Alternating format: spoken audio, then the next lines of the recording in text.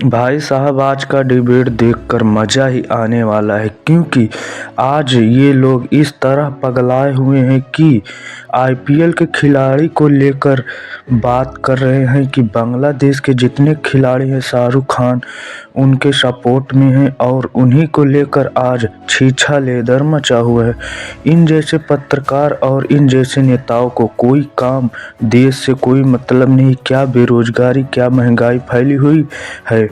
हमारे भारत के खुद ही 11 साल से हिंदू खतरे में हैं और ये लोग बांग्लादेश के हिंदुओं को बचाने के चक्कर में पड़े हैं और अपने यहाँ के हिंदुओं को बचाने में इन्हें बहुत ज़्यादा दिक्कत हो रही, लेकिन दूसरे देश को हिंदुओं को बचाने में ज़्यादा पड़ी हुई है। तो गुल्लू पत्रकार यानी उल्लू को और सुधांशु त्रिवेदी यानी टकलू को आप लोग किस तरह से इन दोनों ने छीछा लेदर मचाया है, आप लोग वीडियो पूरा ज़रूर देखें। ये टीवी वाले भाई पिक्चर चालू करो बे। शाहरुख खान को लेकर आपके एक नेता ने उनको गद्दार बोला है। उनका नाम रोज का ड्रामा है एक सेकंड, लेकिन क्या आपको लगता है बांग्लादेशी खिलाड़ियों को शाहरुख खान रोकेगा या भारत की सरकार रोकेगी? तेरा बाप यहाँ छोड़कर गया था कि तेरी माँ? देखिए, यहाँ पर हम एक बात और ये कहना चाहेंगे, जो उन्होंने बोला है वो बिल्कुल उचित नहीं है। संगीत सोम की मैं बात कर रहा हूं, मगर मैं ये भी कहना चाहूंगा कि बहुत सी ऐसी चीजें होती हैं, आपको कितना भी सही लगे। एक कहावत है, यद्यपि शुद्धम लोक विरुद्धम ना करणीयम ना चरणीयम।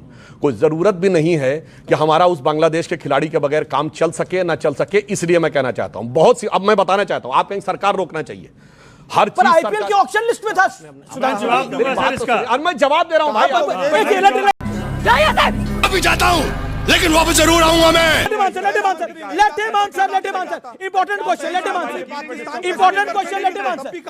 बहुत गलत तरीका है, सब बीच में चलाने लगते हैं। अब मैं बताता हूं, बगैर सरकार की मध्यस्थता के बहुत सारे काम हो सकते हैं। जैसे याद करिए, हमारी सरकार आने से पहले दीपावली के दियों से लेकर लाइट तक सब चाइना की आती थी। हमने कोई चाइना पर प्रतिबंध नहीं लगाया, जनता में जागरूकता हुई और अब चाइना वाली चीजें बंद हो गई।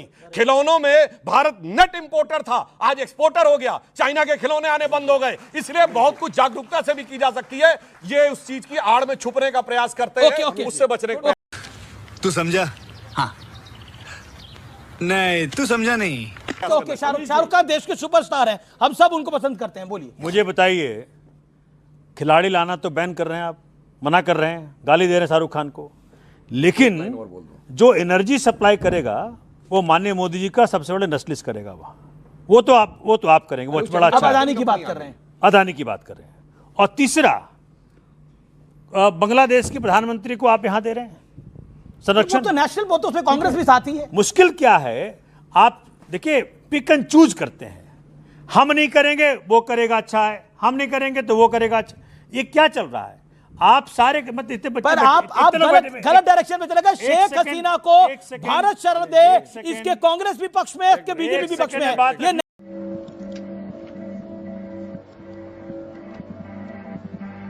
नेशनल पॉलिसी है। मैं फिर कह रहा हूं, देखिए, अरुणाचल प्रदेश के एक व्यक्ति को इंडियन पासपोर्ट रखने पर चाइना ने बेइज्जती किया। भारत ने क्या किया? ओके, बहुत अच्छा सुनिए। ओके। आज शाहरुख खान के पक्ष में बोलने वाले लोग, शाहरुख खान की अमेरिकन एयरपोर्ट के ऊपर पूरे कपड़े उतरवा के तलाशी ली गई थी।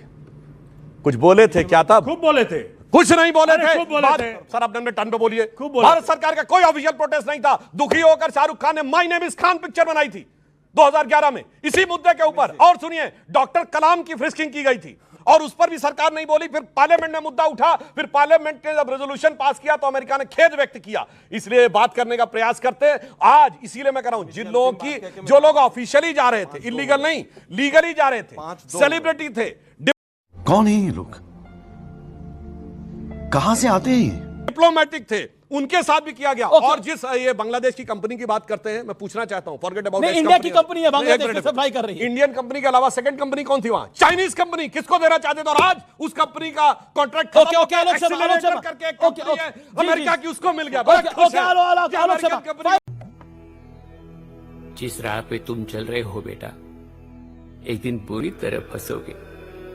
उस दिन मुझे याद करना, मैं पहुंच जाऊंगा। Final then rapid fire round, final 20 second, 20 second then rapid fire round. ये है दुर्भाग्य सब कुछ यही है। अडानी सरकार चलाता है, दुर्भाग्य अडानी एक ही के है खिलाफ कांग्रेस कैसे का। कोई सुन सकता है? 350% इंपोर्ट चाइना से 2014 के बाद बढ़ गया, 350%। बैलेंस ऑफ पेमेंट का भट्टा बैठ गया चाइना के साथ, और ये चाइना के ऊपर बात कर रहे हैं। बात ये है कुल मिलाकर के इन्होंने कहा कि बगैर उसके भी काम चल सकता था। अरे भाई, बगैर उसके तो विदेश मंत्री अगर पाकिस्तान के स्पीकर से ना मिलते तो भी काम चल जाता, और मोदी जी बिना बुलाए बिरयानी खाने चले गए करके तब भी काम चल जाता, आपको पता नहीं है तो इससे भी काम चल जाता। ओके रैपिड फायर राउंड की शुरुआत आलोक शर्मा आप ही से करते हैं। हिंदुत्व से दूरी सेकुलरिज्म है या वोट बैंक की चिंता, हाँ या ना? हिंदुत्व से किसी की दूरी नहीं। ओके, दूसरा हिंदुत्व सवाल, को राजनीति में नहीं घसीटना चाहिए। क्या बंगाल में ममता बनर्जी वोटों की डकैती कराती है, हाँ या ना? वोटों की चोरी होती है।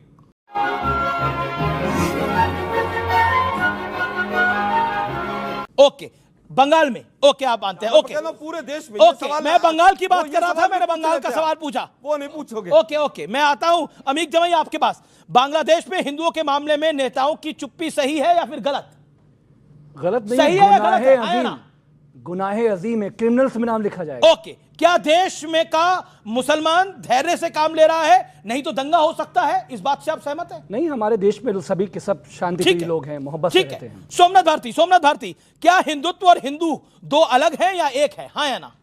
देखिए, हिंदू और हिंदुत्व दोनों प्राइवेट अफेयर है। मैं कह रहा हूं राजनीति नहीं होनी चाहिए। ओके, पर इसको बेडरूम अफेयर मत भूलिएगा। ओके, बंगाल में एसआईआर की प्रक्रिया सही तरीके से हुई है या गलत तरीके से? बंगाल में एसआईआर की प्रक्रिया सही तरीके से हुई है, गलत तरीके से? वहां पहुंच गया है, मुझे समझ के मतलब समझ में नहीं आ रहा कि हो क्या रहा है ये। अच्छा, आपको समझ में नहीं आ रहा? बॉर्डर इनका उनके पास है। ठीक है, क्योंकि बंगाल में अमित शाह के पास बॉर्डर है, इसलिए आपको समझ में नहीं आ रहा, और वहां से बांग्लादेशी आ रहे हैं। ओके सुधांशु त्रिवेदी, जातिगत जनगणना से हिंदुत्व मजबूत होगा या कमजोर, हाँ या ना? देखिए, अगर जातियों की पहचान, जातियों का सम्मान, जातियों का उत्थान, तो सब मिलकर ऊपर उठेंगे, मगर इनका उद्देश्य है जातियों में घमासान। घमासान से कमजोर होगा। वैसे एक मैं अलग बता दूं, ये कहते वोट चोरी हो गई। बच्चों, बंगाल में कितनी कांग्रेस की सीट है? 0 वाला कहेगा कि मेरी चोरी हो गई। ओके हिंदू एकता का संदेश बीजेपी और आरएसएस के लिए फायदेमंद है? हिंदू एकता का संदेश बीजेपी और आरएसएस का एजेंडा है, हाँ या ना? यह भारत का एजेंडा है। संपूर्ण भारत के लिए यदि कोई एक गारंटी है जिसमें भारत की श्रेष्ठतम मूल्यों से लेकर और विश्व के लिए सबसे बड़ा जो संदेश है वो हिंदुत्व में है। इसीलिए मैं कह दूं, भारत राइज करने जा रहा है वर्ल्ड में, not to dominate but to motivate. Atal ji की कविता की उस पंक्ति से समाप्त। कैसे लोग रहते हैं यार यहाँ पर, चलो तुमको पागल कुत्ते का गाड़ी उठा के ले जाएगा, बता रहे हैं हम। करता हूं हिंदू तन मन हिंदू जीवन, रग रग हिंदू मेरा परिचय। उन्होंने कहा, होकर स्वतंत्र मैंने कब चाहा मैं कर लूं जग को गुलाम, मैंने तो सदा सिखाया है करना अपने मन को गुलाम। गोपाल राम के नामों पर कब मैंने अत्याचार किया, कब दुनिया को हिंदू करने घर घर में नरसंहार किया। कोई बतलाए काबुल में जाकर कितनी मस्जिद तोड़ी, भूभाग नहीं शत मानव के हृदय जीतने का निश्चय, हिंदू तन मन हिंदू जीवन, रग रग हिंदू मेरा। ओके हिंदुइज्म की जो इन्होंने बर्बादी की है, अब जो इन्होंने जहर घोला है, अब हिंदुइज्म पूरे दुनिया में बदनाम हो रहा है। क्या बात कर रहे हैं आप? कुछ भी दे रहे हैं, क्या बात कर रहे हैं? हिंदुइज्म बदनाम हो रहा है। जो क्रिश्चियन फैज खान, मुस्लिम कंट्रियों ने सबसे ज्यादा प्रधानमंत्री नरेंद्र मोदी जी का सम्मान किया, और फिर कह रहा हूं, जॉर्डन के जो डायरेक्ट आपको लगता है हिंदुइज्म बदनाम हो रहा है पूरी दुनिया में? कितने लोग सहमत हैं इससे? हाथ खड़ा करें। अरे जी, हिंदू, आप कुछ कहना चाहते हैं इसमें? कोई कुछ कहना चाहता है? हिंदुइज्म बदनाम हो रहा है पूरी दुनिया में? गलत बढ़ रहा है, खड़े होके बोलिए। हिंदुस्तान और बढ़ गया है जब से मोदी सरकार आई है, तो इतना ज्यादा लोग जानने लगे हैं बदनाम इसे। तो नहीं हो रहा? बिल्कुल भी नहीं। आपको क्या लगता है? खड़े होके बोलिए। बल्कि अब हमारे बच्चों को भी सनातन धर्म के बारे में पता है। ओके, आपको क्या लगता है? और कोई कुछ बोलना चाहता है? ओके मुझे लगता है कि हमारी डेमोक्रेसी और ज्यादा स्ट्रांग हो रही है अब इससे, हिंदुत्व से। अच्छा, आपको कुछ लगता है? सर, जब से खड़े सर जब से बीजेपी सरकार आई है, हिंदुइज्म को आगे तक चलने के लिए और पावर मिली है सर। ओके, हिंदुइज्म को पावर मिली। और कोई कुछ बोलना चाहता है इस विषय के ऊपर? जी सुधांशु जी, एक लाइन, आखिरी लाइन।